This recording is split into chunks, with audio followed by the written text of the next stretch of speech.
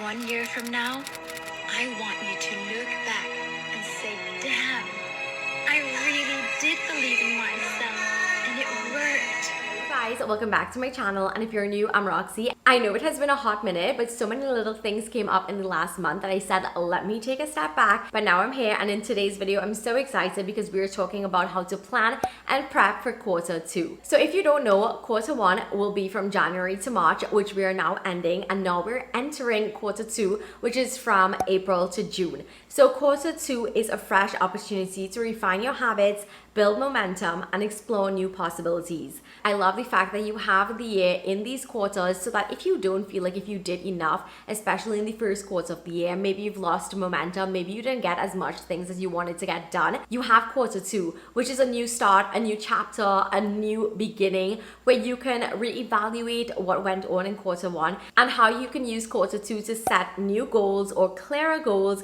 create an action plan, and stay consistent. I know that at the beginning of the new year, we tend to say that it is just the feeling that you get when you have all of these new possibilities. But if you adapt this mentality into the different quarters of the year, you can definitely have that same approach, which is something that I do love. One of the first things that you absolutely need to do before going into a new quarter is reflecting on the past quarters. Now, before we get further into this video, if you have not had any goals or intentions set for this year, I definitely recommend you check out my 30 goals and intentions for this year, as well as creating my dream board for 2025 with me. And I share with you my personal goals and intentions, and I definitely think if you need some more inspiration, you can check that out, because one of the first things that you need to do is reflect on quarter 1. You need to figure out what went well in the different aspects of your life. You can make note of any unexpected wins, any challenges or lessons that you learned. You also need to take some time to journal on what worked and what didn't. And by taking some time to reflect and journal, it will definitely give you some insight onto what happened into quarter 1 and how you can make quarter 2 and those next 90 days your best. And like I said, be sure to check out my previous video if you need some ideas. So going into quarter 2, after I would have reflected and journaled on what happened in quarter 1, I feel like if now is a great time to start actually planning for quarter 2. And planning for April to June this quarter is essential to ensure that you stay on track with your goals, build momentum from quarter 1, and set yourself up for success in the second quarter of the year. So in quarter 2, we are going to be setting some goals. Again, we're going to be refining what was our goals at the very beginning of the year, what we need to change, what we need to improve on, what we need to celebrate because we got done. I feel like if this is another journaling exercise as well, you need to tweak these goals or even set new ones for quarter 2, because nothing is wrong if you realize that your previous goals are no longer aligning with your life. This is the amazing part about life, is the amount of changes and possibilities that you have. So this can be a good time to check out, add new goals, or just again, remove what no longer serves you. When setting goals for quarter 2, you can definitely take in consideration the setting of SMART goals, as in SMART, the abbreviation. So S stands for specific, which means that you are defining exactly what you want to achieve. Measurable, you need to be able to measure and track your progress. Achievable, is this a realistic goal that you have in keeping with your schedule and your current lifestyle? Is it relevant? Does it align with your life and your values right now? And T is for time bound. So there's some sort of deadline or end date. And I feel like this is very, very important, because if you don't set these timelines, then you tend to just let the entire year pass you by without doing a single thing. And we're no longer about that life, because now we're setting goals for ourselves. We're creating an action plan, something that is manageable and achievable, and that is the plan and system that we're going to be using to get our goals done. Don't worry, I'll be sharing with you tons of examples in this video to help you in your life when it comes to setting your own goals. Something that I definitely recommend when it comes to your goals is having some sort of planning and productivity system. For me, that is using planners. You can use digital planners or you can use physical planners. You guys already know I'm a physical planner girly, and I do recommend you trying to find out your planning style. I actually did do a video on that as well. And I actually do have my own line of planners on Amazon. I have a daily, weekly, as well as a monthly planner. So depending on what is your planning style, you'll be able to use these in your life to actually keep track of what you have to do, and you just won't let the year pass you by without doing a single thing. A planner or a notes app is so important to help check in on your weekly goals. You can also set up a monthly review date. So at the end of every month, you can assess your progress and adjust as needed. And don't forget to be sure to also celebrate celebrate your wins, celebrate what you have accomplished, celebrate what you have checked off. So how exactly are we going to plan for quarter two? So as we mentioned earlier in this video, you need to start by reflecting on quarter one, what you've got done, what you still need to do, or what you just no longer want to do. And then you can start creating new goals for quarter two. If quarter one, for instance, had unfinished goals, you can simply refine and adjust or simply discard it if it no longer serves you. And then you can also identify the obstacles that are preventing you from getting these things done. So a little example is that one of my goals was to actually junk journal. I wanted to create really beautiful scrapbooking spreads based on the fun experiences of my life. I love to document my memories. I love the whole idea of stickers and making really cute spreads. It is practically the end of March, the end of the first 3 months of the year, and I've barely done any of the junk journaling spreads. And we're now entering April. If you've had a similar issue with another goal, the first thing that you have to do is identify and acknowledge possible reasons why this goal was not achieved yet, why you just did not get into it. So something would have been not scheduling the time to actually junk journal, which actually leads to my next point. I did not have a clear plan. I did not have a set area or dedicated time or date to get this junk journaling done. And to be honest, I didn't really have any system for gathering my materials. So when it came to actually sitting down or thinking about sitting down to do it, I would be so overwhelmed and not get anything done. And that in turn leads me to my next point. That is that overwhelm that you feel. If you did not have a specific plan, if you did not set a time to do it, or if you did not gather the necessary supplies that you have needed, you are going to have that overwhelm where you simply just collect so many things, or you simply just procrastinate so much that now you have no idea where to start. You may have also prioritized other goals, so you may have said that other things are just more important, and you need to make sure that you're balancing out all of your goals so that other things that you want to do is not just pushed or brushed aside. And something else that may have affected your ability to get things done would simply be a lack of inspiration. You just don't feel inspired to do it, which is something that, again, so many of us can be guilty of. We just don't feel like doing something. So once we have identified and acknowledged the things that have been going on that may have prevented us from getting those things done, we need to now move on to the next step. We need to create an action plan and strategy. So goals need actionable steps to become reality. If you do not have these practical and achievable steps, you're never going to get it done. And that is definitely going to be a common theme in this video as you see me continue going through all of the examples to help you. So leading up with the junk journaling theme, it starts off with breaking down each goal into small, achievable, and manageable steps. So instead of aiming for a daily junk journaling session or even weekly, my refined goal will be to finish one junk journaling scrapbook spread by the last Sunday of each month. Next up, we're going back to that deadline. We're going back to that timeline. You want to assign tasks to specific days, weeks, or month. So you want to make sure and schedule it like an appointment that you're keeping for yourself. So for me, I would say that Sunday is the best time to get my junk journaling done, or even a weeknight. But again, you just don't want to say a weeknight. You want to make sure and have like, okay, Tuesday night or Sunday evening is when you're going to do this. You also want to add it to your planner or your notes app or something where you can stay accountable and be able to see it come up and check it off when it does get done. If you do not set a time and if you do not schedule this into your life, it is going to be bumped down in the list of priorities that you have, and you're just probably going to forget about it. And again, at the end of the year, you'll look back and be like, you literally did nothing, which is not a good way to feel. Next up, something I would do is gather all of my materials in advance. I would have some sort of system where I can just start collecting all of my junk journaling stickers and scraps and ticket stubs and all of those things so that I have them readily available when it's time to junk journal. I would also make sure to have my stickers and my supplies in one area so it makes it so easy and effortless for me to just grab it. So something maybe like a small junk journal kit where everything is just easily accessible, like my glue, my scissors, stickers, and all of those things. And I actually put this into place by getting a little box that I had, and I'm just starting to throw everything in that. So when it's time, I have everything that I need. Don't forget to also make your goals fun and relaxing. Be sure to play music or light a candle or make it just part of your unwind routine in the evening where you just have some time. You probably put on a show, you probably listen to a podcast or watch a YouTube video, and you take time to just get your scrapbooking done. You can pair it with a really nice drink like a mocktail or a cup of tea or matcha or something like that. And all of this makes it feel more enjoyable as opposed to it being a task. And again, this is something that you could carry through in every aspect of your your life and your goals.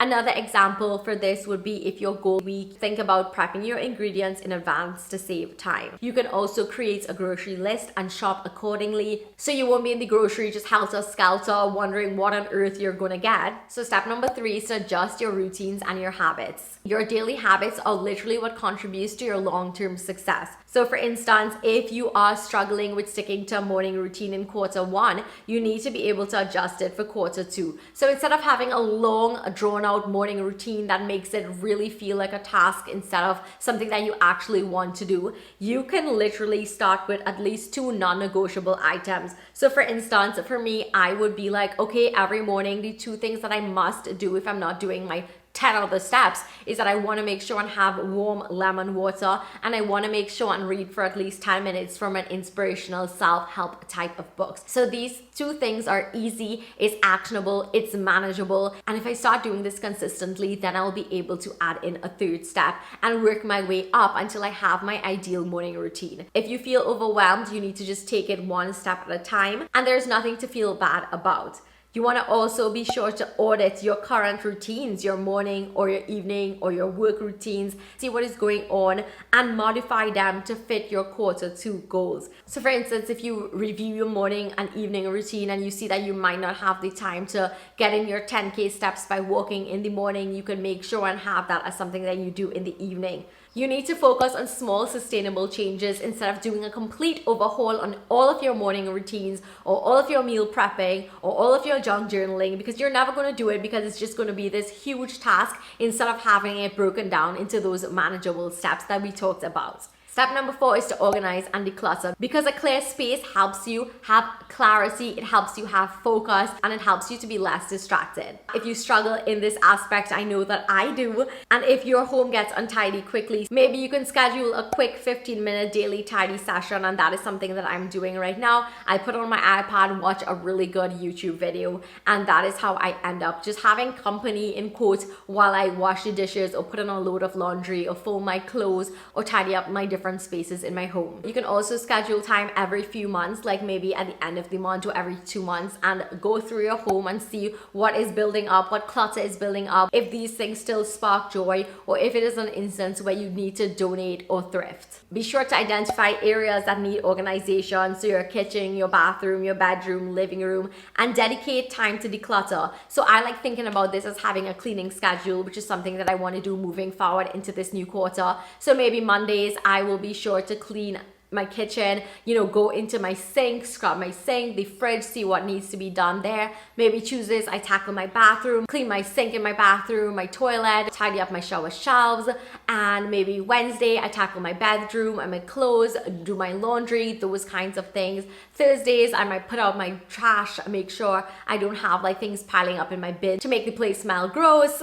So all of these are basically setting up systems. Another system that you can use is having a cleaning caddy where everything is easily available. So when it's time to actually get things done, you wouldn't be looking all over the place for a sponge or a cloth or a duster or just anything like that. By setting up systems, so systems will be like the cleaning schedule or having a cleaning caddy where you have all of your supplies in one place, instead of when you have to clean, you're struggling to find anything, it's all over the place, and that can lead you to be overwhelmed and lose the motivation to actually get your cleaning done. So it's all about creating functional systems that is going to help you in the long run.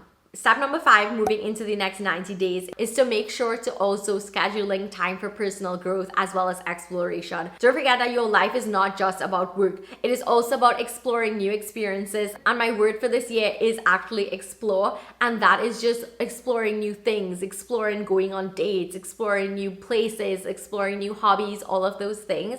And you can actually check that out in my video, which I will leave linked down below. So if, for instance, you have wanted to explore new hobbies, you want to make sure and schedule at least one new experience per month. I actually made the cutest little blue vintage floral mug. That is something that I wanted to do. Let's glaze this quaint little mug. So I am in my hobby era, and every month I want to do something new. So I went to the ceramic mug glazing workshop. For my mug, I decided to just leave the entire thing white, and I know it looks pink here, but when it goes into the kiln, it turns white. I am obsessed with this shade of blue, as you guys probably know, and I painted painted these simple little flowers. I also painted the rim as well as the handle in that same shade of blue. Here is the instructor putting it into the kiln where it will be fired for a few hours. This gives it that glossy finish as well as allows the color to develop, and this is the final look. And oh my goodness, I'm so obsessed with how this turned out. It's literally giving vintage floral and I'm here for it. Let me know what you think. And I'm actually going to my first salsa class tonight. Es imposible, lo sabemos.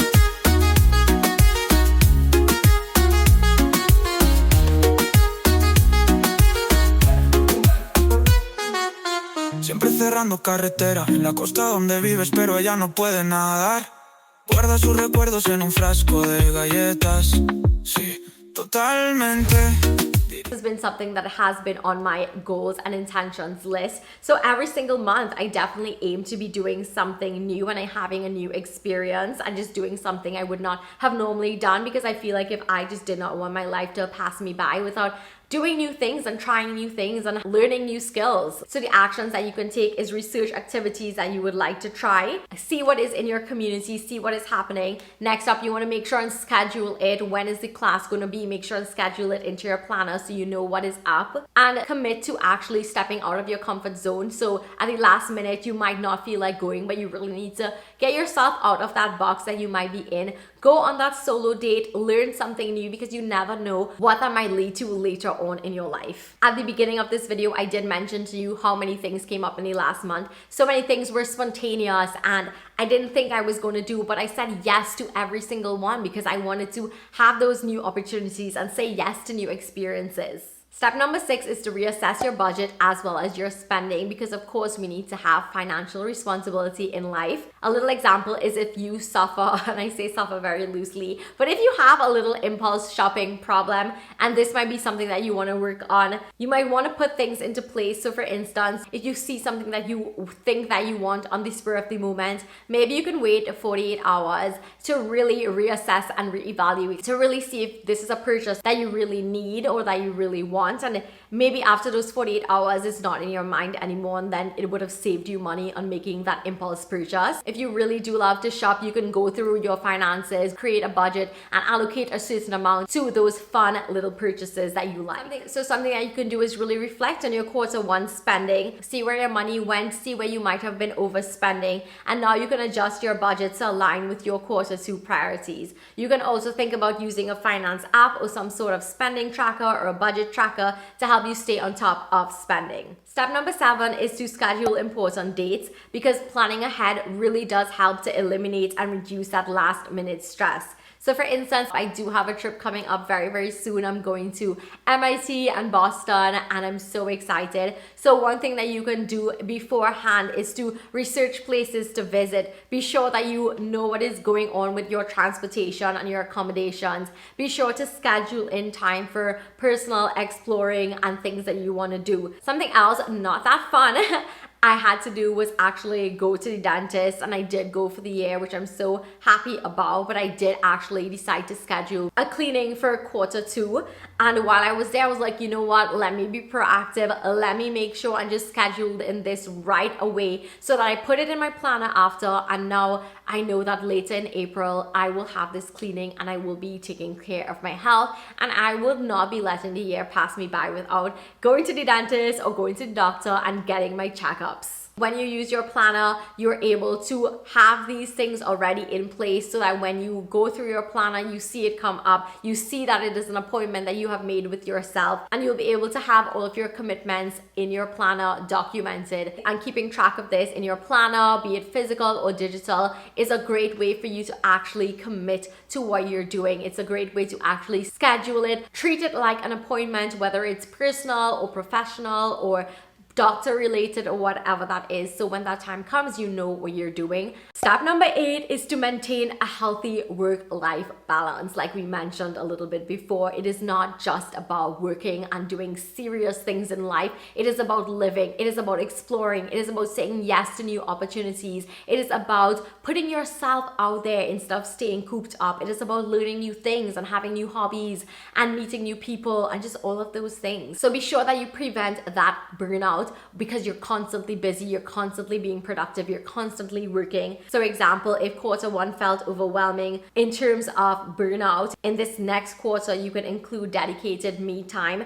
where you unplug from your work. So for instance, you're not doing any kind of work at nights. When you come home, it is just time for you to unwind. You're not going through your emails. Maybe you just are on social media a little bit too much and you want to take a break. You want to make sure and set clear boundaries for work versus personal time. You want to make sure and prioritize self-care, and self-care can be making sure you get enough hours of sleep, making sure that you have a really good, healthy, nutritious dinner. Don't forget to also schedule in times with your friends and for socializing. Step number 9 is to check in and adjust your goals and your intentions monthly. So this is like a monthly check-in, obviously. You need to remember that your plans should be adjustable and flexible. It's not set in stone. Don't get carried away by thinking if you don't get this done, this is the end of the world. So at the end of every month, what you can do is schedule in that little check-in with yourself. Look at your goals and intentions, see where you're at, see what is going on. Are you getting in your 10K steps daily? Are you eating well? Are you scheduling time every month to try a new hobby? Are you setting aside time every night to read so you can read the amount of books that you wanted to read for the year?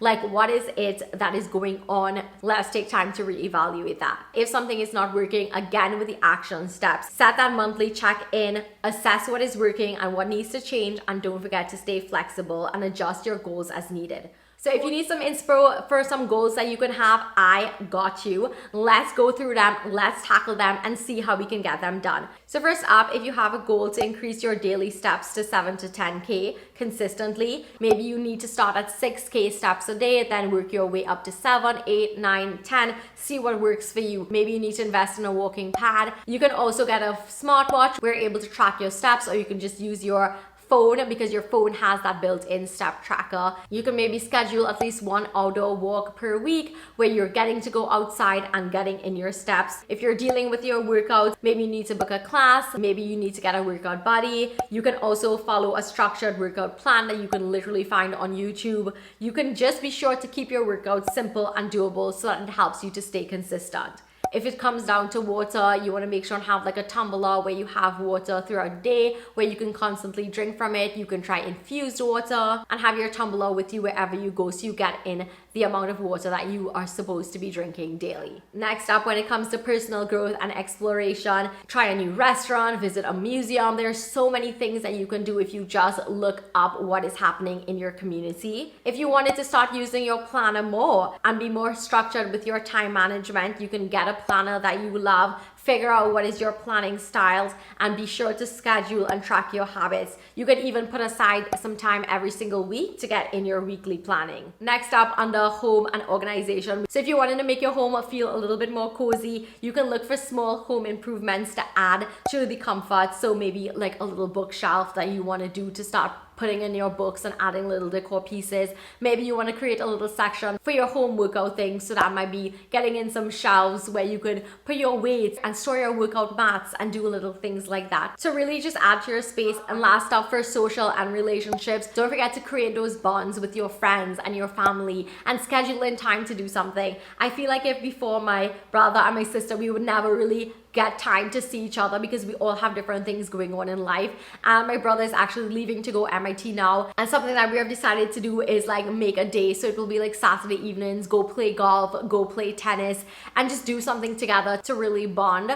And for my friends, it will be about maybe taking a hobby workshop together, or going for dinner, or just having them over and hosting them in my home. You want to be sure to be intentional with your social interactions and have meaningful conversations and check in with the people that you love, because life is so short. In that same breath, be sure to recharge and have your personal time to do things that you actually want to do, because I would always say that life is meant to be lived, not just meant to be doing adulting things. It's meant to be lived and experienced and to be explored. I hope that you enjoyed this video and it gave you some inspiration for your quarter 2 and going into the next 90 days, as well as reflecting on your quarter 1 goals. Thumbs this video up if you enjoyed it and if you want to see more videos like these, because I'm so happy to be back. Don't forget to subscribe so you won't miss anything fun that I have planned, because it's a ton, trust me. And yeah, thank you so much for watching, and I will see you in my next video. Bye. Mwah.